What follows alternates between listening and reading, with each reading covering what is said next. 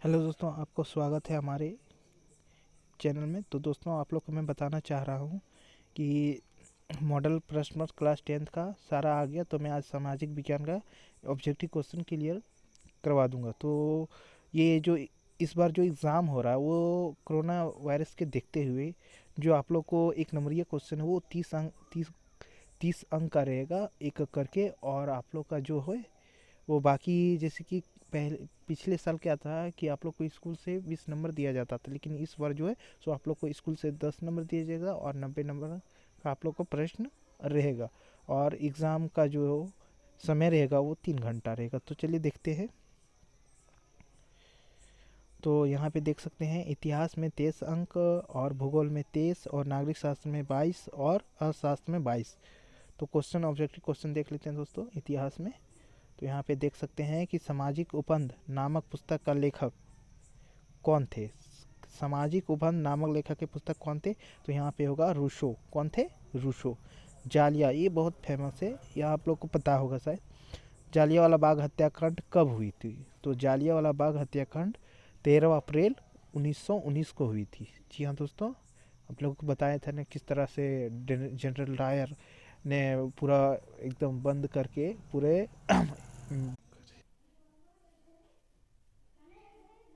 अगला देखते हैं। जियोसिपे मैथ्सिनी का जन्म कब हुआ? तो जियोसिपे मैथ्सिनी का जन्म हुआ था 1807 ईस्वी में। ऑप्शन नंबर डी होगा। और आइए चौथा का देखते हैं कि साइमन कमीशन भारत कब आया? तो साइमन कमीशन जो है सो भारत 1928 वह 1928 में आया था। चलिए आगे बढ़ते हैं दोस्तों।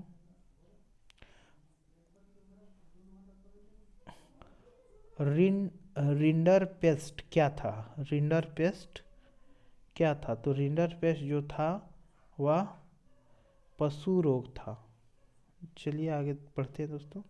प्रथम विश्व युद्ध कब हुआ? तो ये सबको जानता, बहुत इजी क्वेश्चन है। तो चलिए देखते हैं। यहाँ प्रथम विश्व युद्ध जो हुआ था वह 1904 से 1918 तक चला था। तो आगे बढ़ते हैं। यहाँ देखिए कुछ भरने वाला है ऑब्जेक्टिव क्वेश्चन। तो कोष्ठ में से सही शब्द को चुनकर रिक्त स्थान को भरना, यानी इसमें दो दिया हुआ उसमें से एक कोई भरना है। ठीक है। तो स्पिनिंग जेनी मशीन का आविष्कार, स्पिनिंग जेनी मशीन का आविष्कार जो है सो किसने किया था? तो ये जेम्स हर ग्रीब्ज, ये ऑप्शन ए वाला जेम्स हर ग्रीब्ज इसने किया था। और ये गांधी इरविन समझौता हुआ था 5 मार्च, ये 5 मार्च 1931 को, 5 मार्च 1931 को। चलिए दोस्तों आगे बढ़ते हैं। आगे देख लेते हैं भूगोल में। तो चलिए आगे चलते हैं भूगोल। ये भूगोल आ गया। तो यहाँ देखिए एक अंक का हम लोग अभी क्लियर कर लेंगे, उसके बाद दूसरा जो हम वीडियो लाएंगे उसमें दो वो सारा हमने लॉन्गेस्ट क्वेश्चन आंसर आप लोग को पूरा दूंगा। तो चलिए निम्नलिखित में से कौन सी एजेंसी सार्वजनिक क्षेत्र में स्टील बाजार में उपलब्ध कराती है? तो यहाँ पे ऑप्शन नंबर हो जाएगा बी, सेल। और आगे देखते हैं दोस्तों कि भारत में सबसे लंबा रेल मार्ग कौन इनमें से कौन सा है? तो सबसे लंबा रेल मार्ग जो है वो सॉरी वो ऑप्शन नंबर होगा बी, 7, जिसको अभी NH14 कर दिया गया, NH44 सॉरी। आगे देखते हैं इनमें से कौन सी रबी फसल है? तो रबी फसल हो जाएगी दोस्तों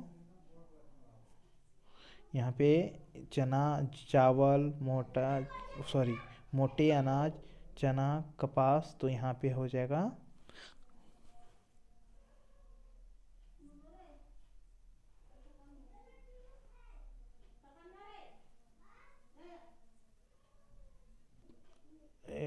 ये चना जो होगा ये सी नंबर का होगा, सी नंबर। जी हाँ दोस्तों, ये सी नंबर का होगा चना। और 17 में देख लेते हैं दोस्तों, यहाँ पे होगा नवीकरण योग्य संसाधन, इनमें से उदाहरण क्या है। तो कोयला एक बार उपयोग करने से समाप्त हो गया, बशकट भी वही, पेट्रोलियम जैसे डीजल पेट्रोल हो गया, एक बार समाप्त करने पुनः दोबारा प्रयोग नहीं कर सकते। लेकिन सौर ऊर्जा जो है सो हम लोग बार बार प्रयोग कर सकते हैं। तो चलिए आगे बढ़ते हैं दोस्तों। तो आगे बढ़ते हैं, जाते हैं यहाँ पे नागरिक शास्त्र में ऑब्जेक्टिव क्वेश्चन देख लेते हैं। ये रहा।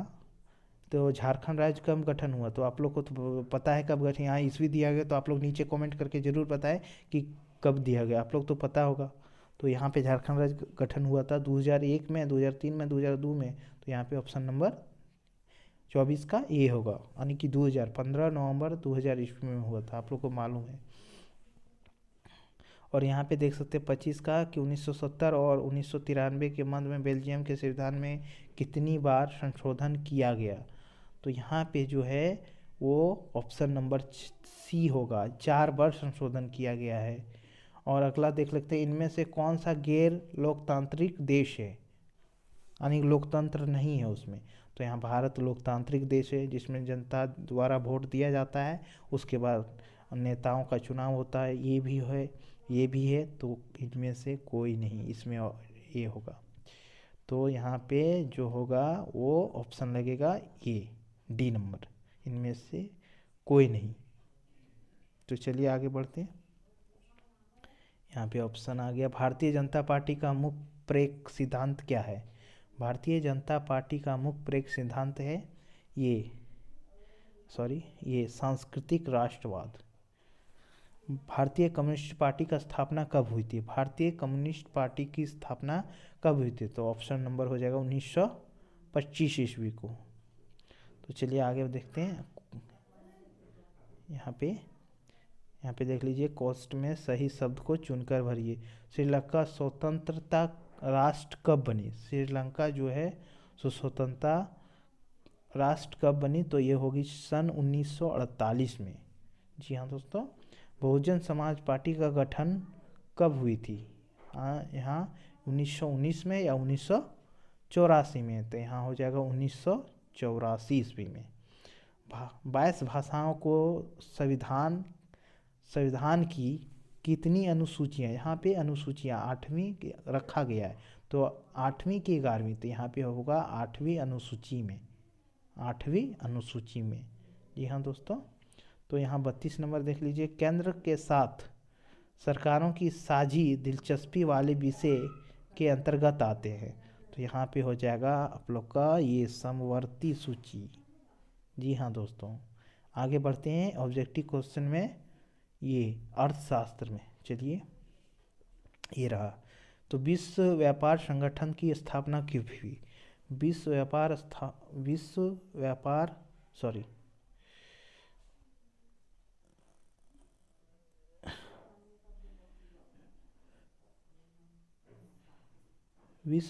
संगठन की जो स्थापना हुई वह 1995 ईस्वी में हुई। चलिए आगे बढ़ते हैं दोस्तों। 1995 ईस्वी में हुई। और 38 का देख लेते हैं, राष्ट्रीय ग्रामीण रोजगार गारंटी अधिनियम कितने जिलों में लागू किया गया। तो यह सबसे पहले 200 जिलों में लागू किया गया, ये रहा, ऑप्शन नंबर सी होगा। तो आगे देखते हैं, रोजगार परिस्थिति के आधार पर आर्थिक गतिविधियों का क्षेत्रक में बांटा गया। तो यहाँ पे ऑप्शन नंबर हो जाएगा सी, 3, इसमें 3 होगा। तो चलिए आगे बढ़ते हैं। नई आर्थिक नीति कब बनी, तो नई आर्थिक नीति जो बनी वह 1991 में बनी। और जीडीपी के पदों पे वर्ष 2003 में तृतीय क्षेत्र की हिस्सेदारी कितनी हुई। तो वहाँ पे ऑप्शन नंबर हो जाएगा ये 50 से 60%। वैश्वीकरण ने जीवन स्तर के सुधार में सहायक पहुँचाई, वैश्वीकरण ने जीवन स्तर में सुधार में सहायक पहुँचाई है। यहाँ पे हो जाएगा 42 का बी। जी हाँ दोस्तों, 42 का बी, विकसित देशों में कार्मिकों के। चलिए आगे बढ़ते हैं दोस्तों। तो आ जाइए कोस्ट में हम लोग को खाली जगह, यहाँ देश से क्षेत्र अधिकांश श्रमिकों को रोजगार सुरक्षा प्राप्त होती है। तो यहाँ पे होगा संगठित या असंगठित। तो यहाँ पे हो गया संगठित का मतलब हो गया तो जो वर्क है वो टाइमिंग है आप लोग का, जो आप भगा नहीं सकता। लेकिन असंगठित का मतलब आप कभी भी आपको निकाल दिया जा सकता है।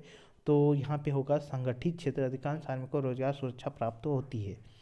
तो यहाँ पे होगा संगठित यहाँ पे, ठीक है। और आगे बढ़ते हैं। विश्व व्यापार देशों की पहल पर शुरू हुई।